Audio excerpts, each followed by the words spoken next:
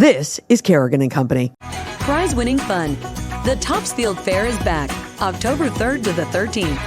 From heart-racing thrills and exciting live entertainment, to award-winning food, giant pumpkins, and everything in between. There's something for everyone at the Topsfield Fair, America's oldest country fair. The Topsfield Fair, October 3rd through the 13th.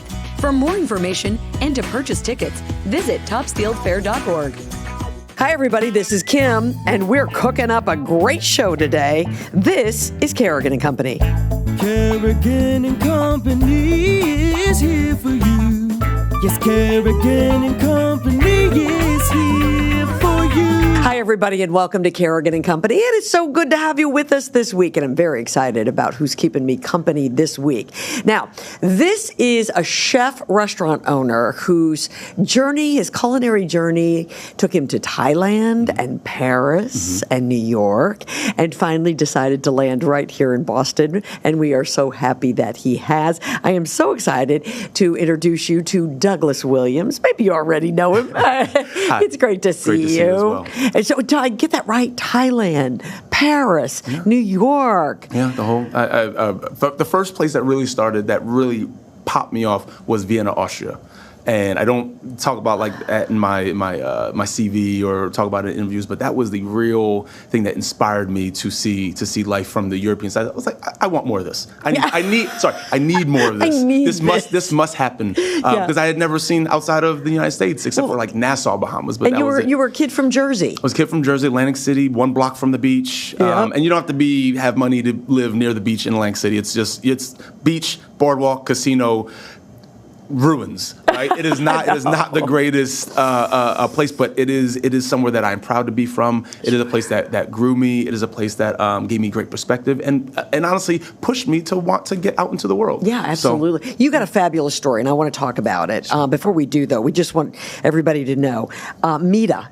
Is your baby? Is my baby, and Mida just so everybody remembers, because it's hard with the MIDA. It's Mida, all that. So Mida is actually 2 words in Italian, and Mida means to give, or we translate to she gives, or generosity. So whenever you're trying to remember how to say it, or you can correct some people now, and like it's Mida. All right, okay, that is what it is. But it actually was 2 words, and usually Americans don't do too well with apostrophes in the middle of words. Yes, no kidding. We cut out the apostrophe, push them together, and said that it makes sense for letters, easy, simple, blocky, very masculine, but it basically means she gives me. Well, it's fantastic. And you started in the South End. Yes. And then this just kept kept going. Well, opportunities arose, and we're on the corner of right on Roxbury, right across the street from South End.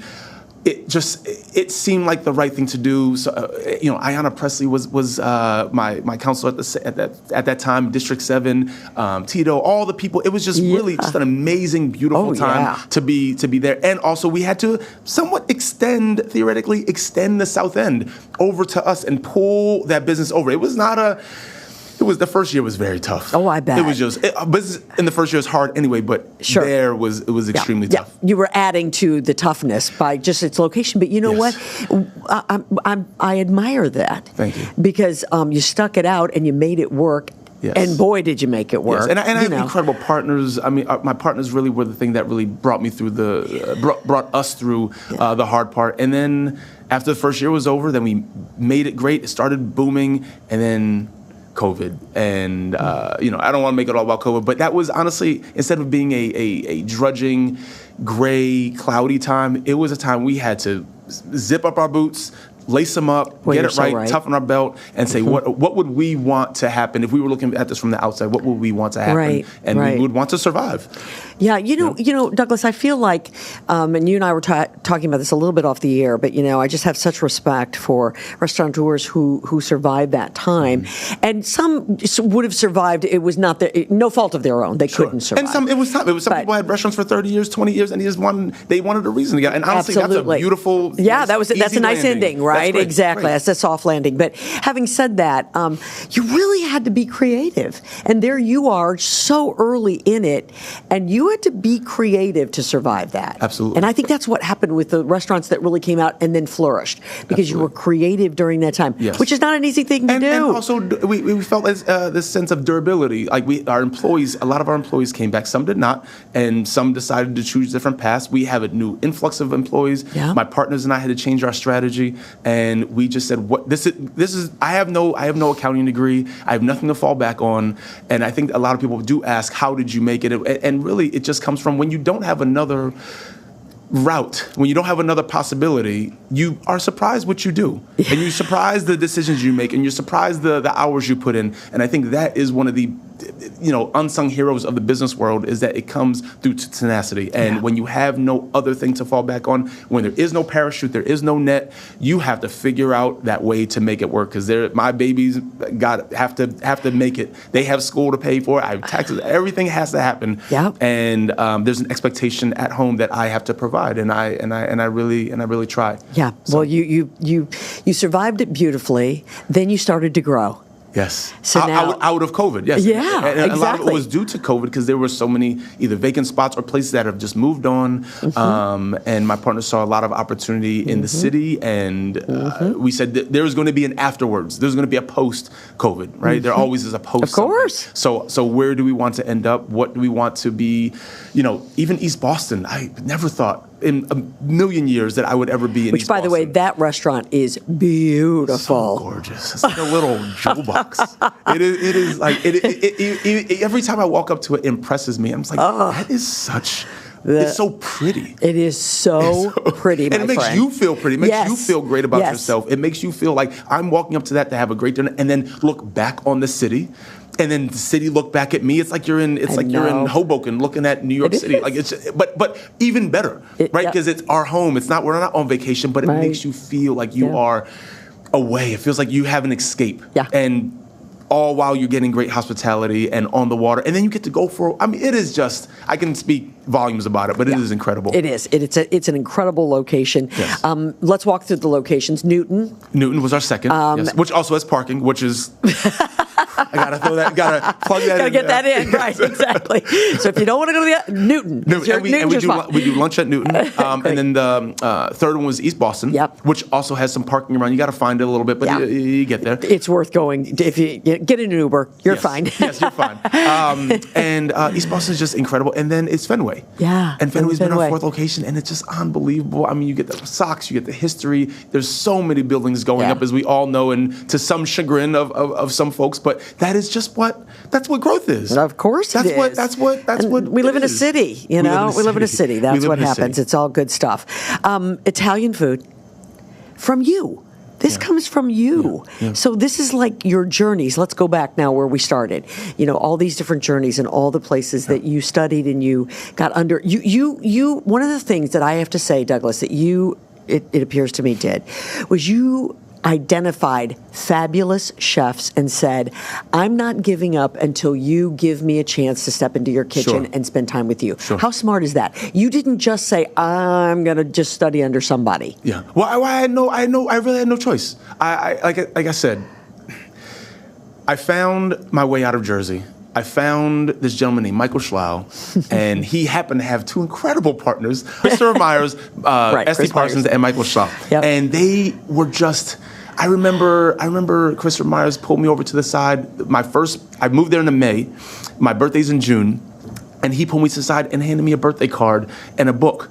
And that was the first gift I got from anybody. I knew nobody in this city except for Michael Schlau, which I didn't even get to meet him yet because he had a couple other restaurants. He was traveling, and I just said, "This is the most." I cried. I was like, "This is now home," right? And then I got invited over Thanksgiving with someone, and it just made me feel like this is right, and it gave me the sense of like the city just opened up to me, right? There's something about moving to a place, having a job, and working it, but there's something else about adopting or feeling like it's adopting you. It's a home, yeah. And then once that happened, then I was like, okay, now I get to explore. Now I get to feel a part of, right? So that little gesture, those little things, on top of the professional reasons why you're in a place, make it so you want to find more and now give back, right? So now I had this feeling, now I had this power inside that now I said, I'm not just going to work here, I'm going to give back. But how am I going to do that? The only way to do it is to now travel abroad and start to gain that in the best way possible, I bumped into my wife, or my then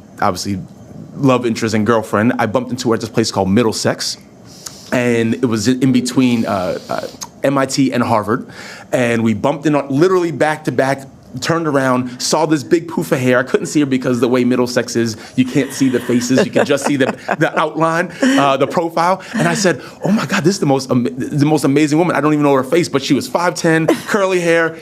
Right here to right here was just she needs me. Unbelievable. The neck, I was like, oh my God, she needs me. And the city needs me. So then I had this reason. So when I did travel and when I did go to Thailand, when I went wherever I went, I had this home base to come back to and this grounding. So I wasn't scrambling trying to figure out my life. So I was able to go to Thailand and train. I was able to go to Paris and train. I was able to go to New York for 2 years.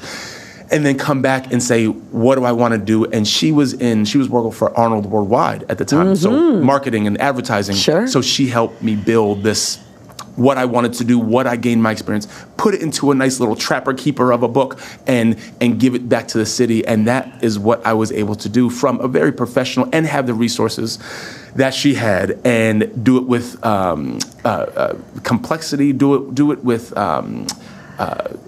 just a new feeling of where the city is going and contemporary and just all the things. So and edginess and a global mindedness. So, Absolutely. So I was able to bring that back, contextualize it, and give it back to the city. Boy, and it has certainly worked. That's for sure. I'm looking here. Take a look at this list, and it keeps going. These are the awards that this man has won over time. So you're a James Beard. You're a semifinalist. Yes, nominated. Numerous times. Yes, numerous times. Over. For Best Chef of the Northeast and for Outstanding Restaurateur and Executive Chef of the Year. You were for the Massachusetts Restaurant Association. No Kid Hungry. Share our strength. Love some No Kid Hungry. You were the chef champion in 2023. I can go on and on. Should I? It should just be called All the Kids Are Fed, because that's really they really do an excellent job, and I'm so fortunate. I got to tell you, you have all these accolades on your resume, but you do things like No Kid Hungry. You're giving back. You're doing all these kinds of things. I mean, it's incredible. How are you finding the time? You must. I think you get, you give, and you have to. It is imperative that you give that time back. That is a part of your dues. That is a kind of a professional tax, if you will, right? It is so integral to who I am anyway. I mean, my mother was a giving person. I am a giving person, almost to a fault. It is both my horn and halo to who I am. And I honestly am so grateful that I get to do that. I honestly, rather than me feeling like I'm giving, I feel like I'm grateful for even to get to do that and get to provide that. So just incredible all around. James Beard, everyone's been so, just in case there's any aspiring chefs or someone that has esteem, where it is at is the nomination. I love being nominated for things. The winner and all that, I applaud. We applaud that, and that is amazing, and they are champions. They do well. But really just to be recognized and put your city and state on the map. And, well, we get 5 states, so our New England piece. I know. And even talking about trying to, it's just I feel so fortunate and so lucky to be able to get to do all of this. Let me say something about that. You are fortunate, and maybe you're a little lucky, but you're also very talented, and that's how these kinds of things happen. Thank you. We're going to talk more about your background. You know, we've got a big show here. We got a lot of people coming to visit us. But before we do, I hate to do this to you, but I must. Is it a questionnaire? I hope it's snap questions. Thank you. Yes, I did not look at that. I was wondering what that. I was like, who are those questions for? What is all that laying in front of her? It's time for the Topsfield Fair Fast 5. The Topsfield Fair, for those of you wondering, it will be back October 3rd through the 13th, and you can get discounted tickets right now at topsfieldfair.org. If you've never been, I've never been. Oh my gosh. I know you weren't talking to me, but you were talking to them. But you still, must. That's huge, yes. So Douglas has 7-year-old twins. Take the boys. It's so fun. Sounds like they'll eat so much stuff they should never eat, and they will see so many cool things that every kid should see, and it's really fun. So be sure you check it out. And again, it's topsfieldfair.org. Are you ready? I'm ready. 5 questions, 30 seconds to answer them. Are you ready? Yes. Here we go. What's one vegetable that you don't like? Nothing. I like them all. I like them all. Cannot be. Because I can find a way to like them. Okay. I can make myself. I might not like it in a form Yep. of its certain thing, less salt, but I always. Are you a find way to like it. rutabaga person? Of course. Yes. Okay. Not, All right. I'm not like eating it like an apple, but I mean, I'm not a weirdo. Yes, but that's it. What's your favorite book that you have read to your children? I actually read a few pages, and this is Siddhartha. Because it has some wisdom, it has some knowledge. There's a lot you have to skip, but I did a couple, and I was like, the end and the beginning are like where I get it. So That's yes, good stuff. Yes. And they like the color, cover the color. Absolutely. Yes. Do you have a lucky number? And if so, what is that lucky number? It is, what is my, 10. 10. I like 10. Always Pancakes like 10. or waffles? Oh, pancakes. Oh, yeah. And what advice would you give to a younger Douglas Williams? Eat less sugar. Eat less sugar. When I listen to mom about the dentist, listen to mom. I always listen to mom, but I could have did it even a bit more. But less sugar. Less sugar. Less sugar. I love it. Again, it's the Topsfield Fair. Be sure that you check Except it when out. you're at Topsfield Field. Yeah, eat all the sugar you, when you're at you got to Topsfield eat a Fair. lot. Yes, you got to yes, eat a lot sorry. of it there. You have to have a funnel cake. I didn't mean Everyone to reverse must. plug that. Yes. Also, funnel cake in New Jersey is like very. There you go. You that's know. us. You're from Atlantic City. Yeah, you know. that's all of it. Yes. All right, we've got lots coming up. I'm so excited that you're here. So Thank excited. you for being here. We got a special actor coming up. Actually, we have two special actors. I'm excited about both. Really interesting. So stay with us, everybody. Of course, Douglas Williams with me today. This is Kerrigan and Company. Prize-winning fun. The Topsfield Fair is back, October 3rd to the 13th. From heart-racing thrills and exciting live entertainment to award-winning food, giant pumpkins, and everything in between. There's something for everyone at the Topsfield Fair, America's oldest country fair. The Topsfield Fair, October 3rd through the 13th. For more information and to purchase tickets, visit topsfieldfair.org. Experience the groundbreaking masterpiece today. An electrifying all-new production of Rent is on stage at North Shore Music Theater from September 16th through September 28th. Get tickets at nsmt.org. This segment of Kerrigan and Company is brought to you by Bill Haney's North Shore Music Theater. Don't miss the 4-time Tony Award-winning show, Rent, on stage September 16th through the 28th. Get tickets at nsmt.org.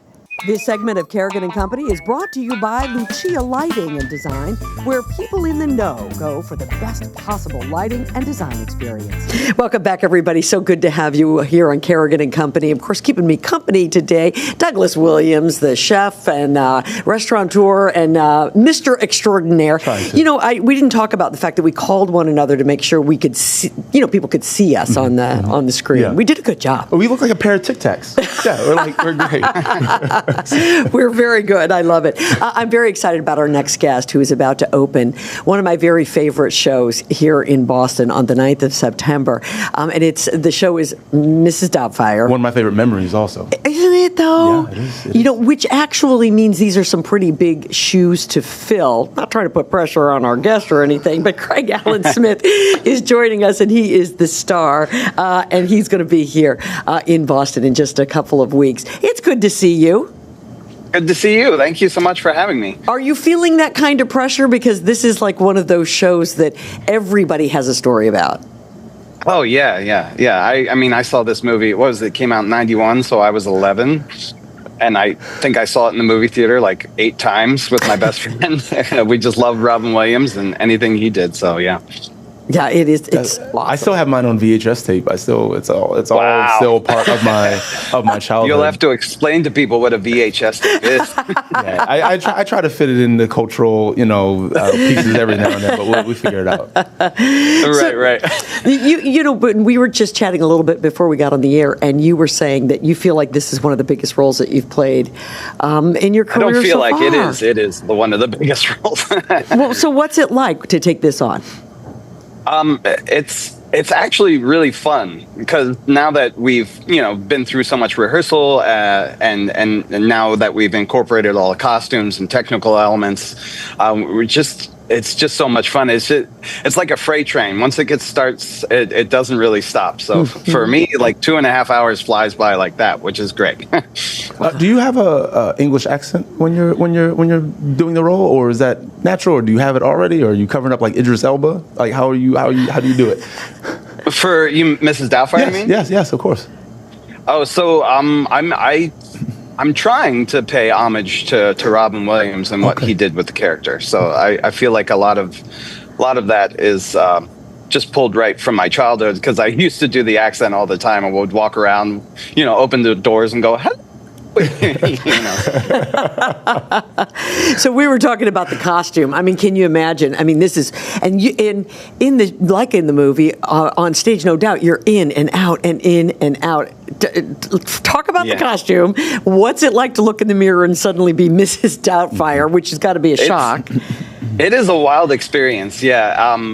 I didn't want to know how many costume changes I have throughout the show, but then somebody kind of let it slip that I have 32 costume changes. Oh my goodness! In 2.5 hours. So. Is it done in the same way that we see it in the movie with the gentleman there up in the penthouse and he's doing the thing and it's 7 hours of layering? Is it the same way, or is it evolved? That costume technology evolved a bit. Yeah, I when I first got the role, I didn't even know how the whole thing worked, and I thought it was going to be like prosthetics, and actually it's very quick. I get in and out of this costume in like less 30 seconds. It's incredible. Oh wow, that is incredible. Everybody talks about the wig, but I think it's the shapely body that I'm quite interested in. Yeah, that's very fun. There's a scene where he's meeting the social worker, and Robin Williams runs into the bedroom and strips everything down just to become himself again. So that scene's in the show. And it's the stockings a lot of fun. That really damaged me. When he did the stocking, you saw one was stocking. It was hair. It was like a bush. It was like, oh my god, that like I was like, right. I can't look. I can't see. I can't forget that. So no, you can't. It's so much fun. Hey, tell us a little bit about Craig Allen Smith. Okay. Well, I was born like 10 minutes outside of Hershey, Pennsylvania. And I grew up there. And now I live in Lancaster, Pennsylvania, where the Amish are, with my wife. A little town called Lidditz, Pennsylvania. And I have twin boys from a previous marriage, and they're 19 years old now, and they're going to college. So, amazing. Just been playing the role of dad and acting when I can throughout the past 20, 25 years. Yeah. You probably have some of the best farmers markets in the world, like where you are with Lincoln, like just the product you can get and the access you have to all those items. I mean, my mom was from Wilkes-Barre. So good. So it's like, I was like, oh my God, this is amazing. And it's also beautiful. It's gorgeous. It is beautiful. Yeah. It's very smelly come the fall and spring. Well, that's the price you pay. Yes. So acting, you're saying this is the biggest role. You're going to be out all over the country with this role, obviously, a traveling company. Tell us about some acting roles prior to this, and tell us how this one came about. Oh, yeah. Well, we'll start with previous roles, I guess. I've done Guys and Dolls. I was, I can't remember his name now, but I was the role Nathan Lane played on Broadway. Yep. So I've done that. I did Noises Off. I Crazy for You. Funny Thing Happened on the Way to the Forum. Anything Goes. It's just, it's 20 years of shows up and down. That's incredible. And then what was your other question? Sorry. So then you landed this one. So tell us about how this came about. I had auditioned last year for Chad Murnane's agency for Dear Evan Hansen, and I got an offer to be the understudy for the dad in that show, but my kids were graduating high school that year, so I didn't really want to be away from home. So they had me in the file, and they just emailed me, and they were like, hey, we're still looking for Mrs. Doubtfire. Could you read these sides? Send them. And so I was just like, I'm not going to get this. Sure. And I just did it all. I sent it away, and like 10 minutes later, I got an email saying the director would like to meet with you and have a meeting and work through some of the sides. I did that. 10 minutes later, I got another email saying, we'd like you to have a final callback with Jerry Zaks, the original Broadway director, 4-time Tony winner director. And I was like, okay, sure, I'll come up to New York. So I came up to New York and met Jerry Zaks and Steve Edlund, the director, and I didn't think I nailed it, actually. I kind of came out of the room. I was like, well, I don't think I got it. But then they called me the next day and they were like, you're Mrs. Doubtfire. That is incredible. That's a great story. That's terrific. And it's very exciting. How long are you guys going to be out? Oh, we are out for a whole year, touring the Oh my country. God. Right. Yeah. That's a We lot of end changes. at the Kennedy Center next year.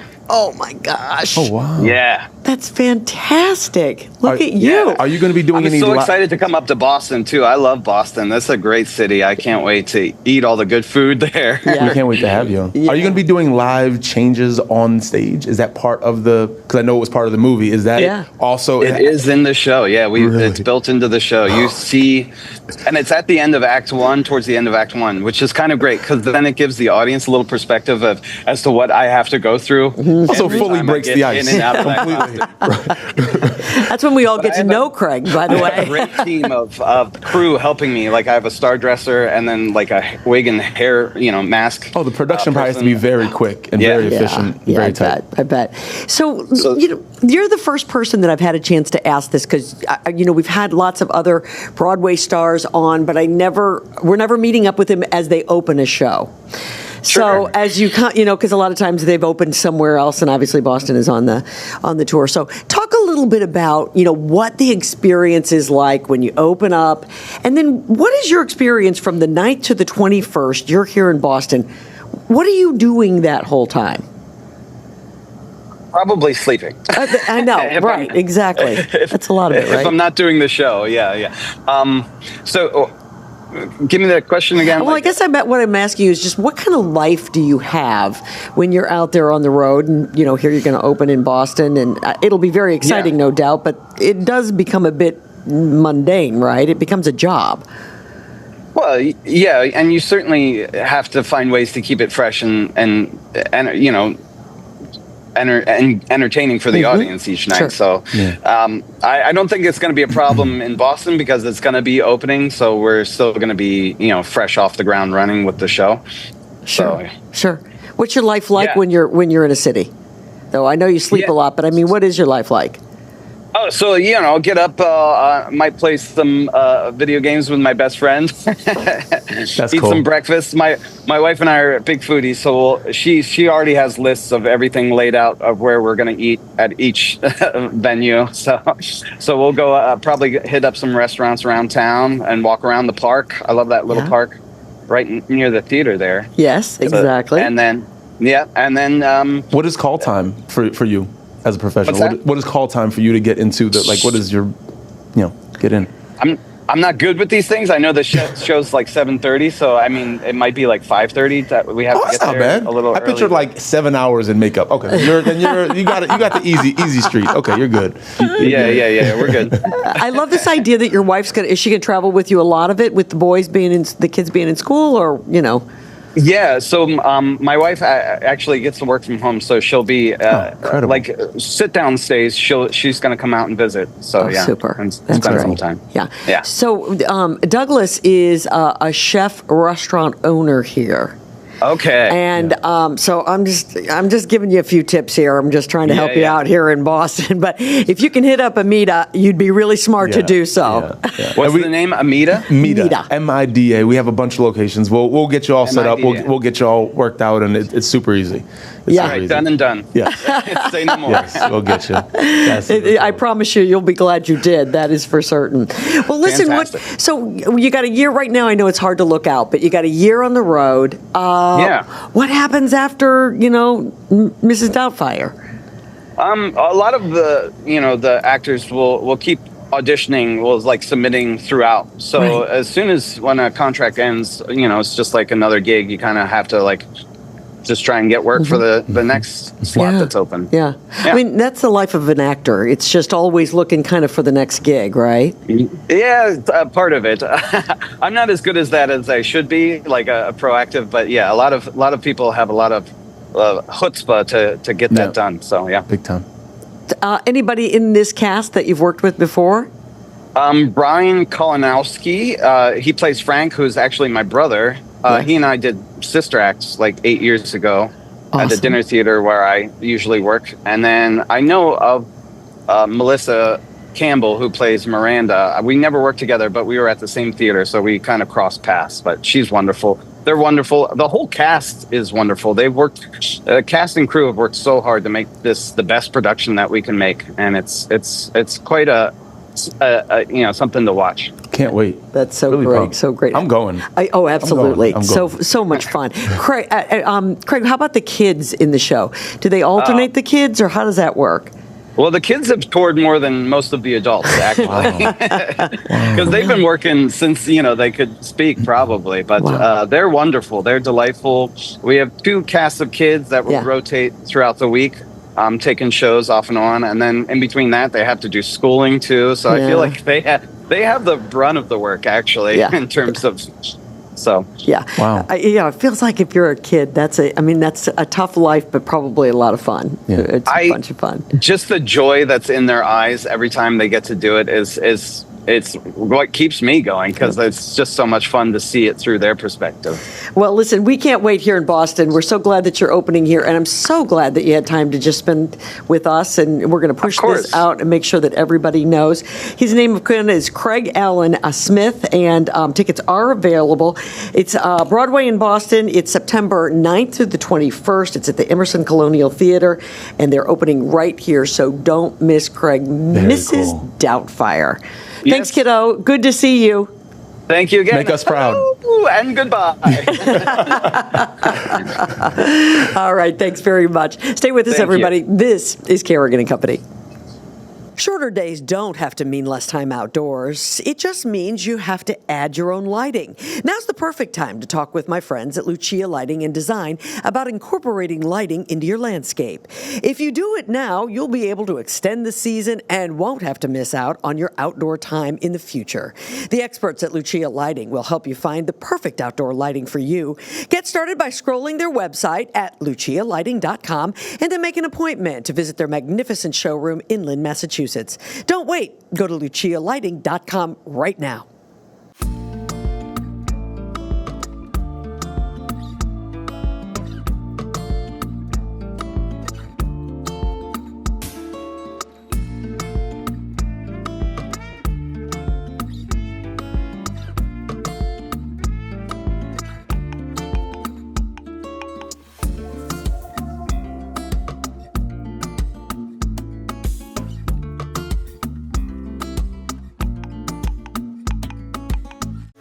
Experience the groundbreaking masterpiece today. An electrifying all-new production of Rent is on stage at North Shore Music Theater from September 16th through September 28th. Get tickets at nsmt.org. All right, well, our next guest, I'm very excited about this. She spends a lot of time teaching, but she's not a teacher, sort of. Sort of. Okay, but she also had a background in acting. Okay. And she's been able to take the two and combine them. And this is very exciting. Julie Beckham is the Financial Education Development and Strategic Officer at Rockland Trust Bank. So right now you're going, now wait a minute, this doesn't make any sense to me. First off, it's good to see you. It's great to see you. Thank you. It's the truth, isn't it, that you have taken education and your love of acting and brought it together with your financial know-how. Yep. And here we find you today. So explain to everybody what it is that you do. Yeah, it's, our lives are all circuitous routes, right? I mean, we start off wanting to do one thing and it turns into something else. And I was an actor. I was living my dream in New York, singing, acting, dancing, living an artist's life. And 20 years later, I find myself working for a bank, incorporating all of that creativity, ingenuity, and putting that into teaching something as basic and as important as financial education. Wow. Julie, I always say, I think, and I say this to my kids, I've thought this about myself, you're limited to your own imagination. You have taken all of these worlds and brought them together, and most people can't figure that out. Yeah, I've always imagined, teaching complicated topics in fun ways. I think I watched a lot of Sesame Street when I was little. And, they did that. They were so successful doing that. And so when I was asked how to be creative about teaching financial education in the community, I just thought, well, I would write a musical and perform it in elementary schools and teach them about saving, sharing, and spending. And that was the beginning of my career on how to make financial education more approachable to not just elementary school students, but to teenagers, to adults, to seniors, to everybody of all ages. And that's really what we're trying to do at Rockland Trust, is really to encourage people to have a healthy relationship with money at any age. Sure. Absolutely. Have you thought of applying this to a book or something, published, or how does that? Would that ever be a consideration you would do? Well, the world is our oyster, right? We can do anything. I guess if I wrote a musical about money, a book is not off the table. We actually have an exhibit in the Children's Museum of Franklin that's opening this September. In the children's exhibit? Yes, it's Miss Money's Playroom. So children as, young as toddlers will be crawling up to the bank, and the older kids will be looking at needs versus wants. And you might need the same thing for adults as well. We do. You might need a little ball pit for us as well. There's music involved, so the adults will hear it. And then, we have a podcast as well, Behind the Curtain, Money Made Simple. Right. So that's a relaunch of a previous podcast we did at the bank. So we're really trying to hit all the age groups. And then we're talking about families in general. We do Spot the Scam videos. So we're really trying to use multi-module. So maybe a book's next. Who knows? Yeah, it should be. So Ms. Money and the Coins.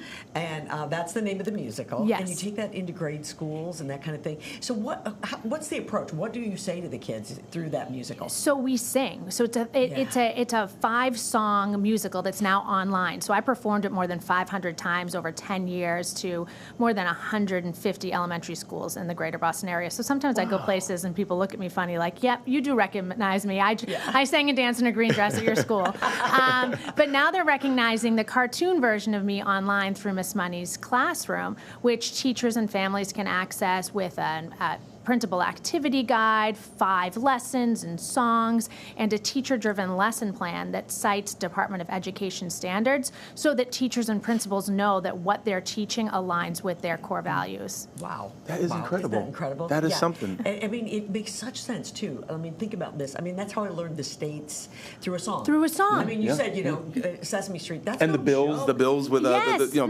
Yes.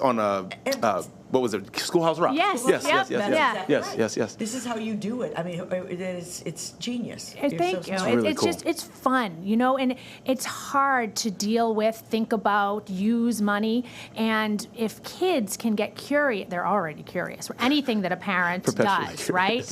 They want a part of it. So they're already curious. And then you get them singing about it. And then you get the family singing and talking about it. And it becomes less of a taboo topic and more of, a fun thing to, sing and dance about, and hopefully becomes more approachable conversations as they grow older and money becomes more and more important. You've just said something that I think is so interesting, that money is taboo. I sort of grew up in a family where my parents didn't talk about their money. Right. We didn't talk about money, we talked about maybe, what money I wanted and whether that was going to be available or not, but we never talked about money. Yeah, it's not talked about in a typical family, and then you think, what's a typical family in this country? There's so many different ones, and we all bring our cultural backgrounds into our financial lives. And so it's not just, you can't broad brush this. You can say that it's all about the numbers, and this is how you build wealth, and this is how you make a budget, but you can't quantify the feelings and the experiences that go into that. And that's what I incorporate as well, is because this is deep. These conversations are not just something that can be had at a kitchen table. That's why they're not had at kitchen tables, because people would argue and fight and they cry. Keep going, and they keep lasting, and they last through stages in your life and all that. Exactly. Can I ask you more of a serious question, but it does have to do with your role. Having this amount of responsibility and doing this creative piece that you're doing in your professional life, now flowing into your personal life and affecting others, and such a big corporation,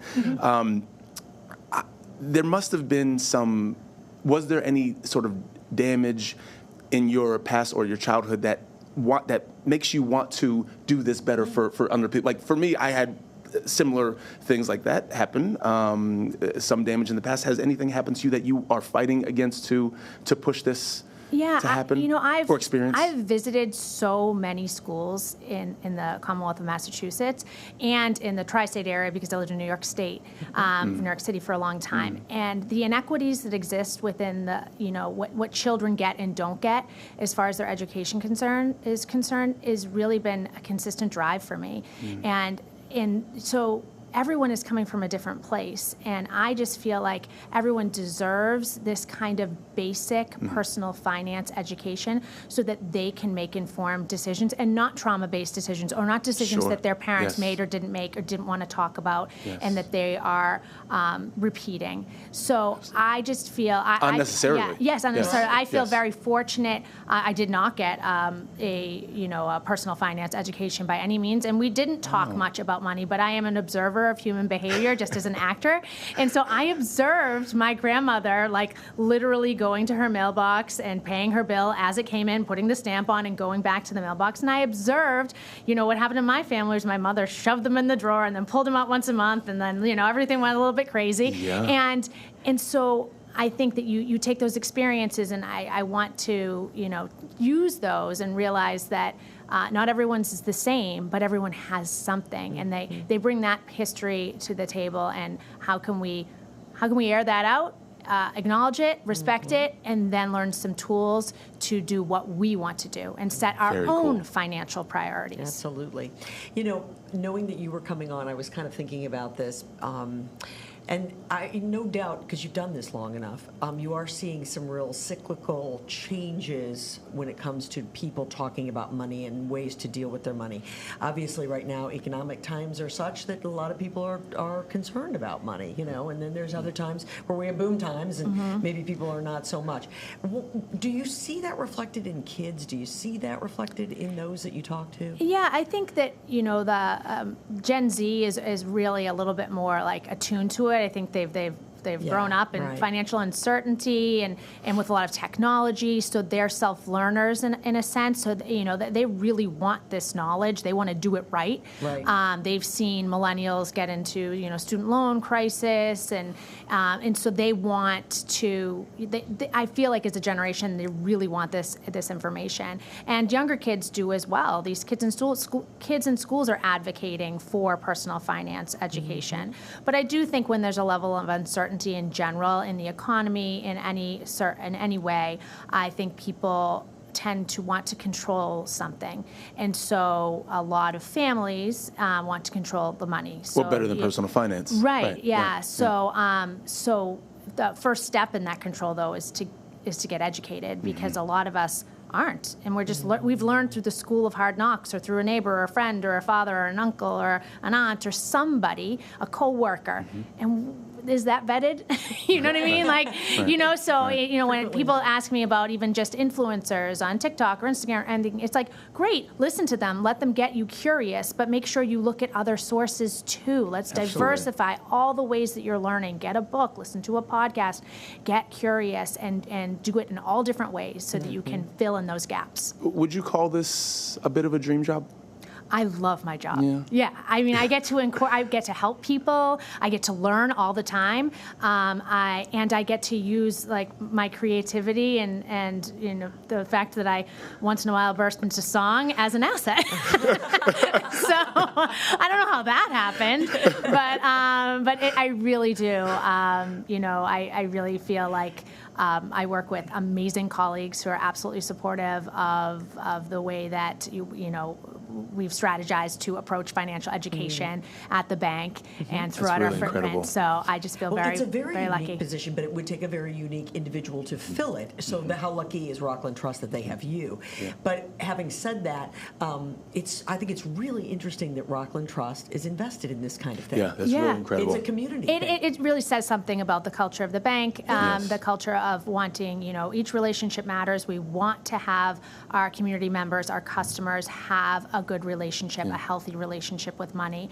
and we want our employees as well to know this, because again, not everyone sits through a personal finance class. So if we can do this from the outside in, from the inside out, we're financially educating everybody, and in turn creating healthier communities. It also says a lot about the business culture of the bank, and from outside, because obviously banks sometimes get a bad look on how the public views them, but this is an incredible inroad to communities, to personal lives, to the kitchen table, right? And this really sets the tone for what they're trying to do and what you're trying to do, and through your voice and through your passion. Yeah, thank you. Really I love incredible. it. It is a dream You're job. very fortunate. All right, so let's tell everybody, because there's parents listening, and maybe their kids haven't been lucky enough to see you in the school, and there's individuals out there. So it's Ms. Money and the coins. Yes, so if you Google that, you will find, images of me probably singing and dancing. Yeah. But if you go on the rocklandtrust.com. As an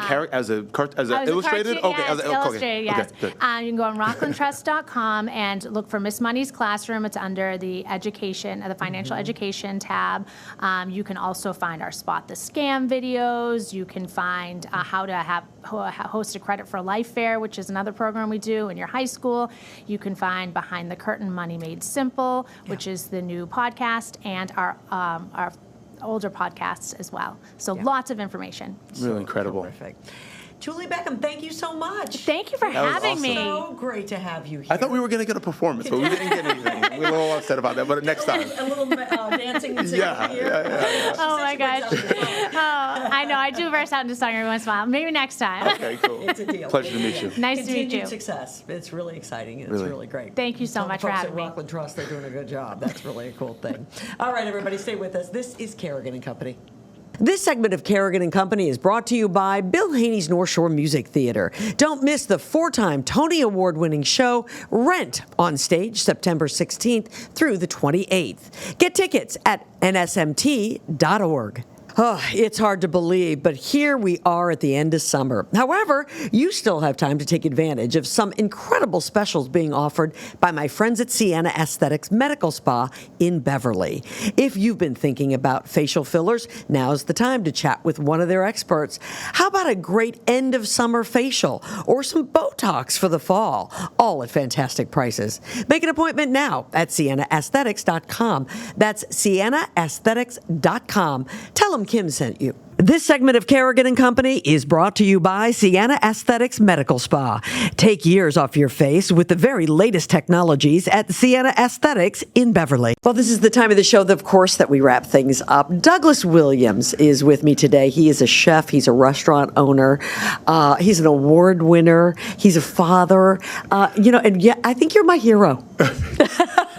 You have been an excellent co-host. Trying to be. We've had such fun guests, huh? We have. Incredible. Yeah. Really incredible. It was kind of funny because before we got started, you and I were talking about Mrs. Doubtfire. Oh, yeah. And this is like one of those movies, honestly. Core memories. Yeah, memories. It's the truth. And you said that to me. And I'm so excited for Craig because it's really cool to be playing that kind of role. And it's not, I think, his role and his character, and also the person who played his character. I mean, there's so many layers to this. Absolutely. And also, on top of that, nostalgia. And everybody has a different perspective. For me, it was very deep to me because my father left when I was 6, and he made it up by coming back at 15. But my mother had to take care of me and be the wolf of the household, and I didn't have any brothers and sisters, so it was just me and her. So to have this. To know the feeling of that separation from your father. Absolutely. And for him to also come in at certain times and creatively, right? Yeah. Miss Doubtfire very creatively, but but my father, and to go through that experience and to feel that loss and that separation was very, very real to me. And I played that VHS tape so many times and rewinded it and went back to this and then had to skip over a couple times. It was him playing that character is really more than just a character. It's part of our life. Absolutely. I think he carries a heavy load because a lot of people will compare him. But you're so right about that movie. I think that's why that movie has been one that stood the test of time. Absolutely. It's more about family than it is about the comedic part the exuberance of it. of the I mean, Robin Williams made it fantastical, yes. but it's really it's really about family. Yes, there's sibling structure. There's if you are a single mother during that time. I mean, if you're going through a divorce, if you're deciding whether you should finish a divorce. I mean, there's so many layers to it about real life and about real '90s life. Which was it was. I wish we were kind of, I don't know. I'm trying to bring that back a little bit into now. That analog feeling of how to deal with your emotions and situations. I think it was very, very, very touching. Absolutely. I want to talk real quickly here about you just mentioned your childhood, but I want to talk about, I have read that you were sick as a kid. Yes. So, and this has a little bit of a reflection on really how you've ended up being a chef today. Mm-hmm. So share that story, if you will. It really started about when I was young. My mother's Syrian Lebanese. My dad was a black gentleman. He was a chef. So my mother always cooked in the house, and I kind of had a insight or lane into the professional world, even if it was through a very young age. So once my father left, it was me and Mom, and she would make lamb a lot, mint jelly. I mean, everybody hates mint jelly. I love mint jelly. That was actually the vegetable. I was going to say the vegetable that I want. I was like, mint jelly is my favorite vegetable. I wish you didn't ask me my worst, but my favorite. But I really just loved to eat. I love to eat a lot of bowls of cereal in a day. I ate about 6 bowls of cereal a day as a teenager. I was Mom told you no sugar. What's that? I had to self-regulate that one at some point. But honestly, Crohn's disease stepping into my life when I was 15, 16, I started to feel a little something down here in my intestines. Didn't know what it was. It felt like a little match being lit. And I said, what is that? And then finally, my mom took me to Children's Hospital of Philadelphia, CHOP. And at that time, it was the best in the world, if not still there. They just had a big renovation. I was then, at that time, 17, because it took us a year to figure out what it was. And they said, you have this, and then you had colitis, and then they landed on Crohn's disease. And at that time, I was the biggest kid I was almost 6 foot in their bed, feet hanging off, because I was still checking the child. Of course. Thank God. But I got all the attention on the floor, on my level, and they were so enamored with me. And also, too, I think I really survived because I was able to tell them and articulate what was wrong, as opposed to some kids that it's hard to pull that out. So I was able to articulate. So they were able to treat me, I think, in much faster fashion. They were able to get the medicine I needed, the surgery. I had 6 inches of my intestine taken out and then reconnected. Lost 70, 80 pounds, looked like a skeleton. Goodness. And I was only a 180-pound kid. Right. So I was same exact size I'm in now. I was a very man-child kid. I was very tall. So I was able to navigate that, but I had to relearn how to eat. I remember a few days after my surgery, the doctor came in and he said, all right, so you're going to go back to a regular diet. And me and my mom looked at each other like, no, we're not. I'm not. They rolled in that cart with that sweaty brown lid, and it was a grilled cheese, and then a hot dog, and a cup of applesauce, and I think it was a Seagram's, a water, and the little foil apple juice.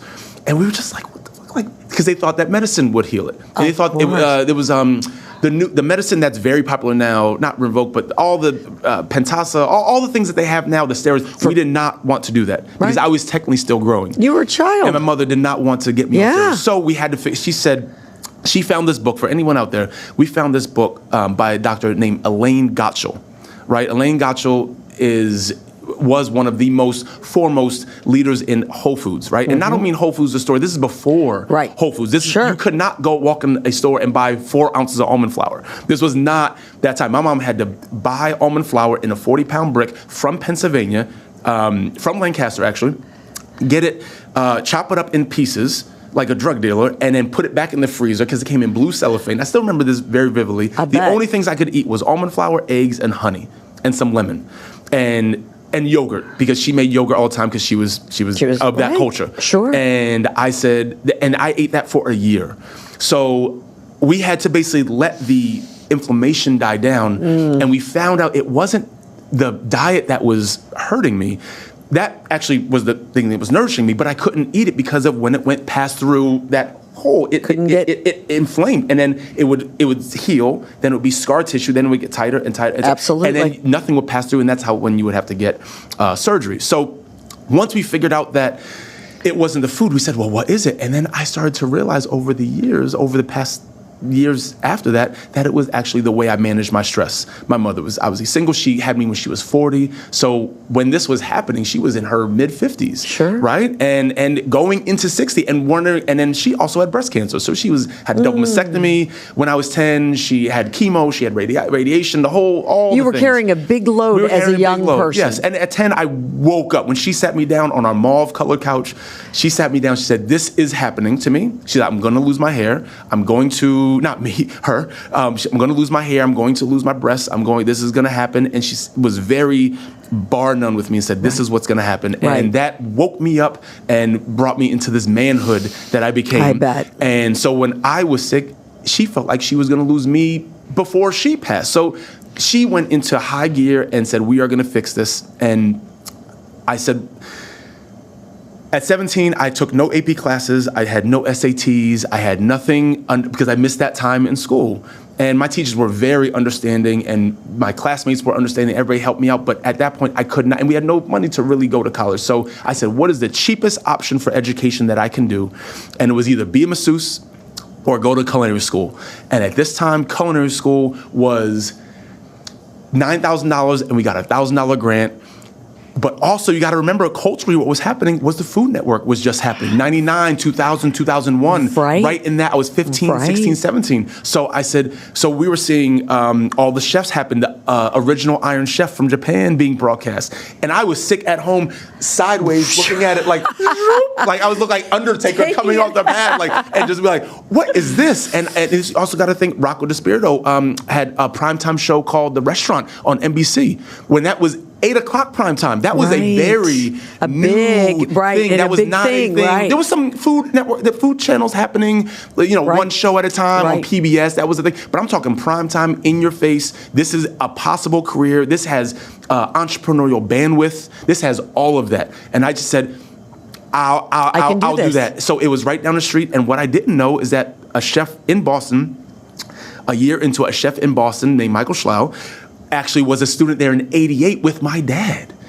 So I thought it was just like mind-blowing. So I thought that was just the coolest thing, and I thought it was a sign from God. Of course. That in the back of the pamphlet, this guy with a mean-ass comb-over and just looking all stoic, I was like, I want to go work for that guy. So Boston, as I said, my mother was sick, so I thought this would be a great thing to do, and to just how do I get to Boston? How do I stay close to my mother? How do I follow my own ambitions and desire to just break out of Atlantic City? Because if you stay in Atlantic City, it's fine, it's great. But for me personally, there's a lot of things you can do at the same time that aren't also that great, and also survive and have a pension. I gotta get out. I gotta get out of here. You got it, absolutely. Gotta get out of here. So I did that, and Boston was the closest proximity. It just made sense. It was still affordable. I paid $800 for my place in Somerville, right on McGrath Highway, on Broadway, where the Sullivan Square. Got to work. It was. I bought a fixie bike. Got to work. My legs were massive. I was like, this is amazing. This is the best thing that It's the could have best thing happened. ever. Except when the snow came, and then it was like, it's fine. But you get through it, and you learn. And I just saw this opportunity. And when you have an international airport, when you have all these things, the world is all at your fingertips. And that's how I got into cooking, and knowing Michael Schlau, meeting Christopher Myers, meeting S.D. Parsons. These people helped open my mind into what is possible, not just personally in a better position, but the world and globally, and how to think about it. So forever grateful, and forever and they're the good best. Graces, the best. They are the best. Yes. Can I just show everybody this really quickly? Sure. Speaking of the best, it's public. I just want to show. This is Boston Common magazine, and this spring they did a full piece on. Now, people at home who are listening can't see this, but they did a full piece on really the living legends in this city, and there you are. Right there on the cover. There's a wonderful spread next to Jody as well, which also is my right. Just my professional love. She really is incredible as well. Well, it was so cool that you were recognized in such a way. Boston loves you. I know you love Boston. I do. I love them but Boston loves you too. Yes, and we're trying to show that through our restaurant. That is my love language: is food and giving and consideration and kindness. So Douglas Williams is his name. Mida is the restaurant. Hey, you're terrific. I try to be. I'm trying to be for you. No, you're terrific, whether Yes. you be here with me Thank or you not. very much. But it has been a treat to have you It's here. been a pleasure. I'm so glad we spent this time together. Thank you very It's really much. been fun. Thank you. And I'm so glad that all of you joined us. Thank you so very much. If you're watching us on YouTube, be sure that you subscribe and go to our social and be sure that you like this episode and that you follow us. In the meantime, we will see you again next week. Thanks, everybody, for listening to Kerrigan and Company. To find out who will keep me company and be my co-host on the next episode, be sure you follow us on Instagram, Facebook, X, and TikTok. Kerrigan and Company is recorded at the Big Night Studios at the TD Garden in Boston. You can view the podcast on YouTube and listen to it wherever you get your podcasts. Be sure you tell a friend. The executive producer of Kerrigan and Company is David Thompson. Our engineer is Travis Cohen. And our social media managers are Grace Kerrigan, Colby Thompson, and Riley Thompson. See you next time.